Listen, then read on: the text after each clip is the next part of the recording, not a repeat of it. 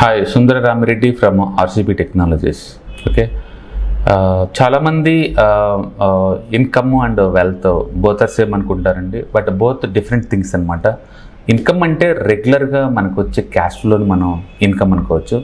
Like salary రెగ్యులర్గా వస్తూ ఉంటుంది, అండ్ మనీ ఇంట్రెస్ట్కి ఇస్తే మంత్లీ ఇన్కమ్ వస్తూ ఉంటుంది. అలాగే మ్యూచువల్ ఫండ్స్లో మనం డివిడెండ్ ఆప్షన్ తీసుకుంటే రెగ్యులర్గా వస్తుంటుంది. అలా రెగ్యులర్గా వచ్చే క్యాష్ ఫ్లోని మనం ఇన్కమ్ అనుకోవచ్చు. వెల్త్ అంటే మనం అక్యుములేట్ చేసిన ఇన్కమ్ లేదా నెట్వర్త్ని మనం వెల్త్ అనుకుంటాం. సో రిచ్నెస్ వేరు అండ్ ఇన్కమ్ వేరు, both are different things. Suppose నేను రిచ్ అని చెప్పానంటే దాని మీనింగ్ ఏంటంటే అతను మళ్ళీ వెల్తీయా అండ్ ఇన్కమ్ ఎక్కువ వస్తుందో లేదు చూసుకోవాలన్నమాట. ప్రతి ఒక్కళ్ళు కూడా ఇన్కమ్ రెగ్యులర్ ఉండేలా చూసుకోవాలి. వెల్తీ అయినా కాకపోయినా ఇన్కమ్ వచ్చేలా చూసుకోవాలి. ఇప్పుడు మనం 2 పర్సన్స్ని కంపేర్ చేద్దాము. ఒక పర్సన్స్కి మంత్లీ ఇన్కమ్ 4 lakh అనుకుందాం. Monthly income 4 lakh. ఇంకొక అతనికి మంత్లీ ఇన్కమ్ జస్ట్ 1 lakh అనుకోండి. మంత్లీ ఇన్కమ్ ఇద్దరిలో ఎవరి ఎక్కువ వెల్తీ అయ్యే ఛాన్స్ ఉందంటే చూసే వాళ్ళకి 4 lakh మంత్లీ వస్తుంది కాబట్టి 4 lakh మంత్లీ సంపాదించే వాళ్ళు అనుకుంటారు. కానీ అతని బిహేవియరు, అతని లైఫ్ స్టైలు, అతను డెట్ ఎంత టూ మచ్గా వాడుతున్నాడు, ఈఎంఐలు ఎన్ని కడుతున్నాడు అన్నదాన్ని బట్టేసే నీకు వెల్తీ తయారవుతారండి. అందుకని ఇన్కమ్ ఉన్న వాళ్ళందరూ రిచ్ అవ్వలేరు. ఇన్కమ్ అంతే వెల్తీకి తయారు అవ్వలేరు. ఓకే, వాళ్ళ బిహేవియర్ ఇంపార్టెంట్ అనమాట. వాళ్ళ బిహేవియరు, వాళ్ళ నాలెడ్జ్, వాళ్ళ లైఫ్ స్టైల్ చాయిసెస్ ఇవన్నీ డిఫరెంట్ చేస్తాయి అనమాట. ఫర్ ఎగ్జాంపుల్ ఇద్దరు తీసుకుందాము, ఇద్దరు కొంచెం జాగ్రత్త పరులే అనుకుందాము. వాళ్ళిద్దరి మధ్య డిఫరెన్స్ చూద్దామండి. ఇప్పుడు మంత్లీ 4 lakh వచ్చేవాళ్ళు ఎవ్రీ మంత్ ఎస్ఐపి రూపంలో మార్కెట్లో పెడుతున్నాడు అండి. అండ్ 1.3 lakh పెడుతున్నాడు పర్ మంత్.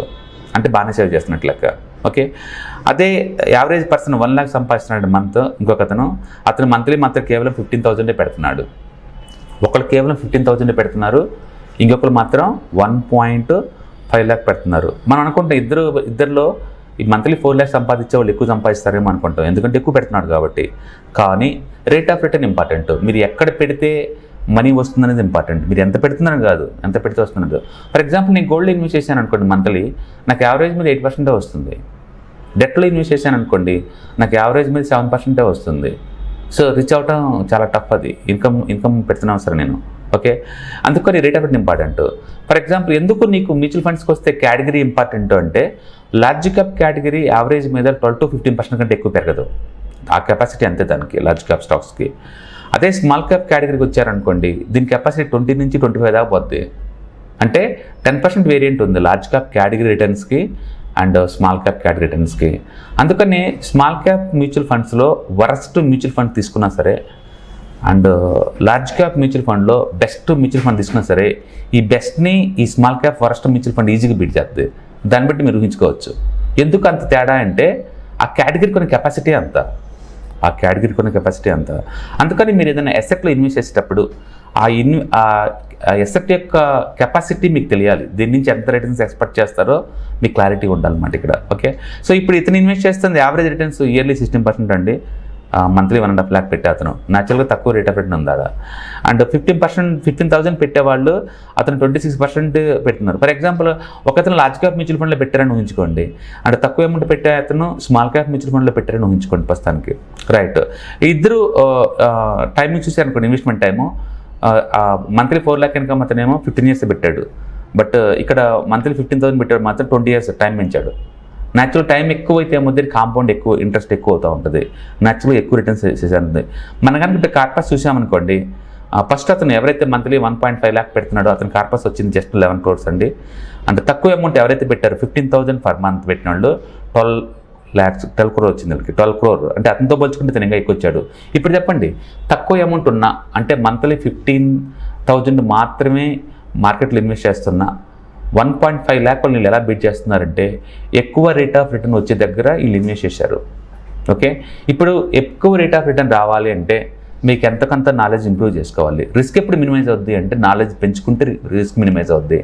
అందుకని నాలెడ్జ్ పెంచుకోవటం చాలా ఈజీ. ఇవాళ రేపట్లో పెయిడ్ కోర్సులు, ఫ్రీ కోర్సులు గూగుల్లో చాలా ఉంటాయండి. అండ్ మంచి మెంటర్ని చూసుకుని కూడా మీరు నాలెడ్జ్ ఇంప్రూవ్ చేసుకోవచ్చు. నాలెడ్జ్ ఇంప్రూవ్ చేసుకోవడం ద్వారా ఎక్కువ రేట్ ఆఫ్ రిటర్న్ తీసుకోవచ్చు. స్టాక్స్లో డైరెక్ట్ ఇన్వెస్ట్ చేయడం ద్వారా, లేకపోతే స్మాల్ క్యాప్, మిడ్ క్యాప్ కేటగిరీలో ఇన్వెస్ట్ చేయడం ద్వారా, లేకపోతే ప్రైవేట్ వెంచర్స్లో ఇన్వెస్ట్ చేయడం ద్వారా మీకు ఎక్కువ రేట్ ఆఫ్ రిటర్న్ వస్తుంది డెఫినెట్గా. అందుకని మనకి వచ్చే అమౌంట్ తక్కువైనా సరే స్టిల్ మీరు ఎక్కువ రేట్ ఆఫ్ రిటర్న్ జనరేట్ చేస్తే లాంగ్ టర్మ్ పాయింట్ ఆఫ్లో మనం ఎక్కువ సంపాదించే ఛాన్స్ ఉందన్నమాట. అందుకని తక్కువ జీతం ఉన్న వాళ్ళు ఎవరైనా సరే మంచి కేటగిరీ చూస్ చేసుకోవటం చాలా ఇంపార్టెంట్. అంటే రిచ్ వాళ్ళు గోల్డ్, డెట్ ఫండ్స్ లాంటివి పెట్టినా తప్పలేదు, కానీ పూర్ వాళ్ళు తక్కువ ఇన్కమ్ ఉన్నోళ్ళు గ్రూప్లో మాత్రం మీరు పెట్టకూడదు. ఎక్కువ రేట్ ఆఫ్ రిటర్న్ వచ్చే చోట పెట్టాలి. అదే టైంలో మీకు తెలియాలి రిస్క్ ప్రొఫైల్స్ ఎంత ఉందో, దాని ఆ అసెట్ క్లాస్ యొక్క రిస్క్ రివార్డ్ ఎంతో మీకు తెలిసి ఉండాలి. అందుకని కెరీర్ని అర్లీగా స్టార్ట్ చేయడం ద్వారా, తక్కువ ఏజ్లో స్టార్ట్ చేయడం ద్వారా compound interest plus time value తోటి తక్కువ డబ్బుతోటే ఎక్కువ సంపాదించుకోవచ్చు. ఇప్పుడు మనం చూపించిన ఎగ్జాంపుల్లో అతను మంత్లీ 4 లక్షల రూపాయల ఇన్కమ్ తోటి క్రియేట్ చేసిన వెల్త్ సేమ్. ఇక్కడ మనోడు మంత్లీ 1 lakh ఇన్కమ్ తోటి మనోడు సంపాదించింది కూడా మోర్ లెస్ సేమ్గానే ఉంది. ఓకే, దీన్ని బట్టి మనకి ఏమవుతుందంటే కెరీర్ కనుక అర్లీగా స్టార్ట్ అవుతుంది 20లోనే, తక్కువ అమౌంట్ అయినా సరే మనం కంటిన్యూస్గా మార్కెట్లో పెట్టడం ద్వారా లాంగ్ టర్మ్ పాయింట్ ఆఫ్లో ఎక్కువ రిటర్న్ తీసుకోవచ్చు మంచి కేటగిరీ చూస్ చేసుకున్న ద్వారా. ఇక్కడ ఏంటంటే మంచి కేటగిరీ చూస్ చేసుకోవటం, ఎంతో కొంత డబ్బులు ఇన్వెస్ట్ చేయటం, లాంగ్ టర్మ్ ఉంచుకోవటం, ఈ 3 ఇంపార్టెంట్ థింగ్స్ అనమాట. కాబట్టి శాలరీ తక్కువ వస్తుంది నాకు అనే బదులు ఆ ఉన్న అమౌంట్ని ఎక్కువ రేట్ ఆఫ్ రిటర్న్ వచ్చే అసెట్ క్లాస్లో ఇన్వెస్ట్ చేయడం ద్వారా లాంగ్ టర్మ్లో మంచి వెల్త్ క్రియేట్ చేసుకోవచ్చు అనమాట. అన్ఫార్చునేట్లీ సొసైటీలో ఎక్కువ సార్లు ఈ టెక్నిక్స్, ఈ నాలెడ్జ్ రావడానికే లేట్ 30లో వస్తాయండి. అప్పటికే 30-35 వస్తే ఫ్యామిలీ డిపెండెన్స్లు అందరూ ఉంటారు, వచ్చిన ఇన్కమ్ సరిపోదు ఫ్యామిలీకి. అందుకని ఇక తక్కువ డబ్బుతో స్టార్ట్ చేస్తారు. కానీ మీరు కనుక 20లోనే రిలీజ్ అయ్యారనుకోండి, అంటే 20 years టైంలో చాలా వెల్త్ క్రియేట్ చేయొచ్చు అనమాట. అందుకని సాధ్యంత వరకు మీరు మీ కిడ్స్ని ఇన్స్పైర్ చేయండి. కెరీర్ స్టార్టింగ్ 25 లోపులోనే స్టార్ట్ అవ్వాలి, అంతే కెరియర్ అంతే. ఆ టైం కల్లా స్టార్ట్ అయింది అనుకోండి ఇన్కమ్, తక్కువైనా పర్వాలేదు, అది time value plus compound interest తోటి లాంగ్ టర్మ్లో మంచి వెల్త్ క్రియేట్ చేసుకోవచ్చు అనమాట. కాబట్టి ఇన్కమ్ వేరు, వెల్దీనెస్ వేరు. తక్కువ ఇన్కమ్తో కూడా మనం వెల్దీగా తయారవచ్చు, రిచ్గా తయారవచ్చు. అంటే ఎక్కువ మీ దగ్గర వెల్త్ ఉన్నా సరే ఇన్కమ్ ప్రాపర్గా లేకపోవచ్చు. అందుకని ఈ రెండింటిని బ్యాలెన్స్ చేయాలి.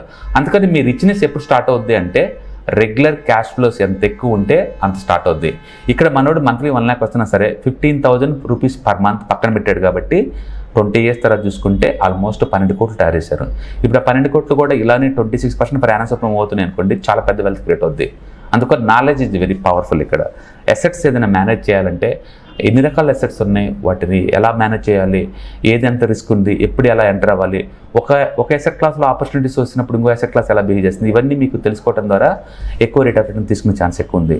అందుకని ఫైనాన్షియల్ ఫ్రీడమ్ రావాలంటే స్పెక్యులేషన్ కాదండి, అంతకు మించి ఇలాంటి ఐడియా ఉండటం ద్వారా మీకు వాటిని చేసుకోవచ్చు అనమాట. నెక్స్ట్ తరాలకు కూడా పాస్ చేసుకోవచ్చు. కాబట్టి నెక్స్ట్ టైం తక్కువ శాలరీ వస్తుందని, తక్కువ డబ్బు ఉందని మీరేం ఫీల్ అవ్వకండి. అంటే ఎంత ఉన్నా సరే అర్లీగా స్టార్ట్ చేయడం ద్వారా, అంటే కాంపౌండ్ అండ్ టైం ఇంట్రెస్ట్ ద్వారా మంచి రేట్ ఆఫ్ రిటర్న్ వచ్చే వాటిలో ఇన్వెస్ట్ చేయడం ద్వారా ఎక్కువ రిటర్న్ తీసుకోవచ్చు అనమాట. Okay, all the best. Thank you.